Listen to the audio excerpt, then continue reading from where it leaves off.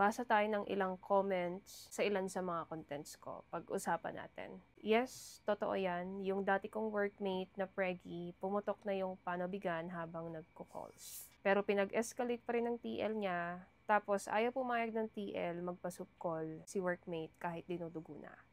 BPO industry is one of the most heartless industry. Grabe yung last statement ni Sir, ang bigat.